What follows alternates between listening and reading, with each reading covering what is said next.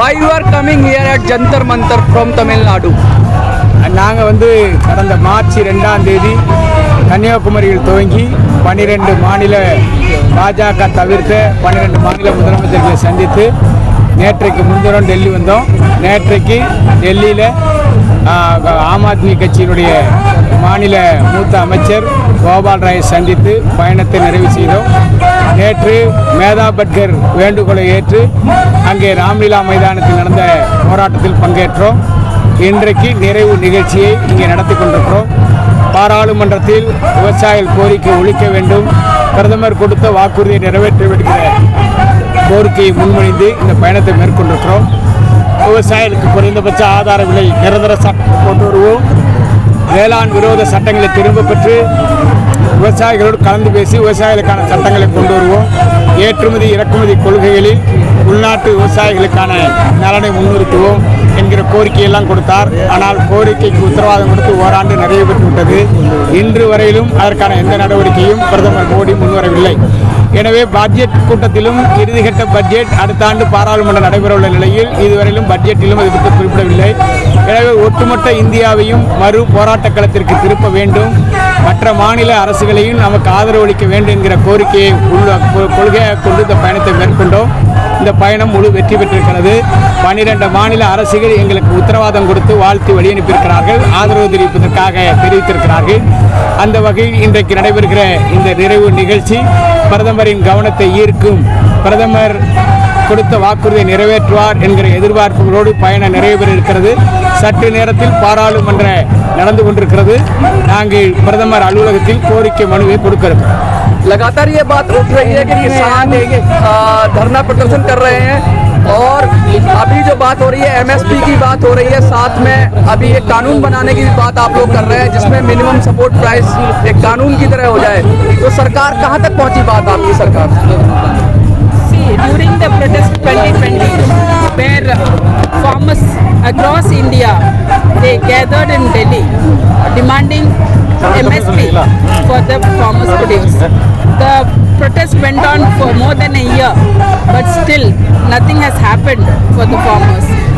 The Prime Minister Modi assured the farmers that he will take back all the laws and he will bring an act for the minimum support price. But it's been more than a year since the protest has been withdrawn, but nothing has come out fruitfully for the farmers. Even this MSP Act has not been brought. So we farmers from 8 different states, the farmers leaders started this yatra from Kanyakumari on 2nd March, and we have passed through various non-BJP ruling states. We have met 12 chief ministers and ministers across all these 12 states, and we have given our representation to them. We have given them memorandum pressurizing them to put pressure on the central government to bring the minimum support price act. So today we are reached Delhi, we are marching towards the parliament, insisting upon the Prime Minister to give justice for the farmers who passed away during the protest in 2020. More than 700 farmers passed away, and also to immediately bring the minimum support price act, and also to prohibit, to avoid genetically modified seeds. Is it non-political yatra or some political? Entirely non-political yatra. All the farmers leaders have participated, and all the farmers from Tamil Nadu, they are also gathered here today. You are talking about the genetically modified seed. Your one of the demands. Yes. So what is this and why you are opposing that?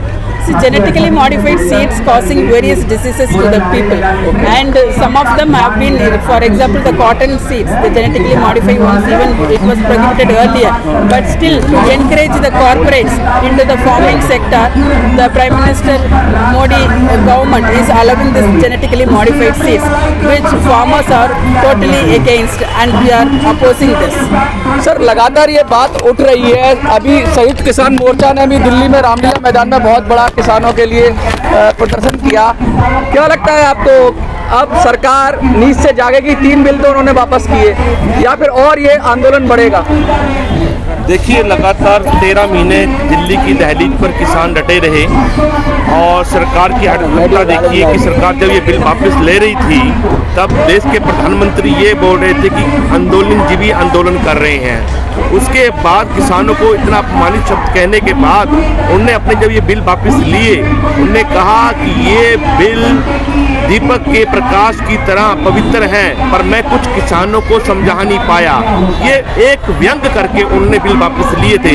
हमें मालूम था कि उनकी मंशा अच्छी नहीं है, फिर भी हमने अपना आंदोलन स्थगित किया, हमने समाप्त नहीं किया। और मैं माननीय प्रधानमंत्री को याद दिलाना चाहता हूँ, उन्होंने MSP की गारंटी के लिए कानून लाने की बात कही थी किसानों से, ना कि कमेटी बनाने की बात कही थी। हम किसी कमेटी में विश्वास नहीं करते, फिर भी अगर माननीय प्रधानमंत्री ने कमेटी बनाने की बात कही, वो कमेटी तर्क संगत नहीं है। उस कमेटी के अंदर 29 मेंबरों में से 26 सरकार के नुमाइंदे हैं और 3 उन्होंने कहा कि संयुक्त किसान मोर्चा के लोग आएंगे। ऐसे के अंदर लोकतंत्र की व्यवस्था के अंदर ये अनुपात सही नहीं बैठता कि एक तरफ 26 हो, एक तरफ 3 हो।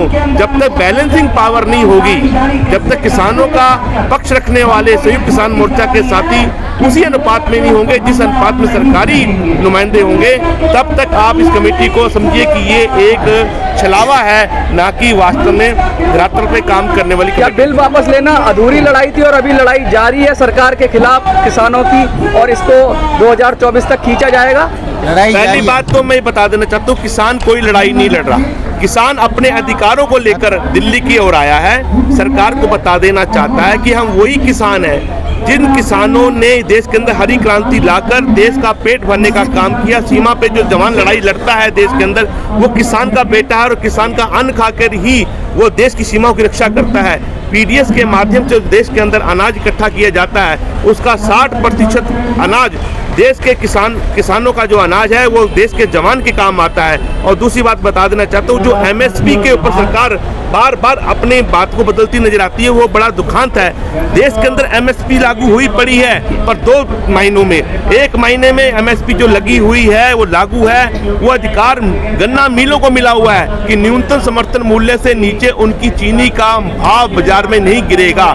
जब सरकार उनको मतलब उद्योगपतियों को दे देती है MSP सरकार और किसानों को ठेंगा दिखा देती है। बिल्कुल, मैं यही स्पष्ट बता देना चाहता हूँ कि देश के अंदर दोहरी नीति से काम लिया जा रहा है। किसान को दूसरे दर्जे का नागरिक बनाकर रखा गया है। एक पूंजीपतियों के इशारे पर यह काम हो रहा है। अब आगे आंदोलन कैसे ले जाएंगे आप? देखिए, ये आंदोलन निरंतर खेत और खलिहान से शुरू है और ये पहली दफा हुआ PR पांडेन के प्रयास के साथ, जिन्होंने साउथ का किसान खड़ा किया है। आज बड़ी संख्या के अंदर कल हम 20 तारीख को अपना रामलीला मैदान के अंदर किसान वहाँ पहुँचा था और वहाँ हमने अपनी यात्रा को वहाँ पहुँचाया। ये 2 मार्च को यात्रा शुरू हुई थी और 20 मार्च को हम दिल्ली पहुँचे और ये यात्रा गैर BJP शासित राज्यों के अंदर गई। वहाँ के मुख्यमंत्री को हमने ज्ञापन दिया।